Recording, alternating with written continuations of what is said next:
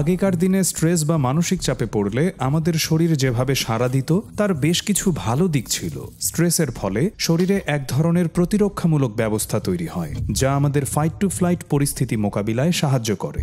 স্ট্রেসের ফলে আমাদের শরীরের সিম্প্যাথেটিক নার্ভাস সিস্টেম সক্রিয় হয়ে ওঠে, যার ফলে শরীর থেকে স্ট্রেস হরমোন নিঃসরণ হয়। এটি আমাদেরকে হিংস্র বাঘের কবল থেকে বাঁচার রসদ যোগায় এবং কোনোভাবে কোনো ক্ষত সৃষ্টি হলে তা রক্ত জমাট বাঁধার ক্ষমতাও বৃদ্ধি করে। আজকের দিনেও আমাদের শরীর স্ট্রেসের সময় একইভাবেই সাড়া দেয়, কিন্তু তা আগের মতো আর ততটা কার্যকর নয়। আমরা আমাদের বসকে অবশ্য বাঘের মতো মেরে ফেলতে পারি না। আমরা যদি স্ট্রেস থেকে মুক্তি না পাই এবং এমন ঝুঁকিপূর্ণ অবস্থায় আটকে থাকি, তখন তা আমাদের শরীরের উপর মারাত্মক প্রভাব ফেলে। এমন ঝুঁকিপূর্ণ পরিস্থিতিতে শরীরের রক্তচাপ, প্রদাহ ও কোয়াগুলেশন প্রক্রিয়া সক্রিয় হয়ে ওঠে এবং শরীরের ধমনীগুলো সংকুচিত ও শক্ত হয়ে পড়ে। এ সময় হার্ট অ্যাটাক সহ নানা ধরনের বিপজ্জনক রোগের ঝুঁকি তৈরি হয়।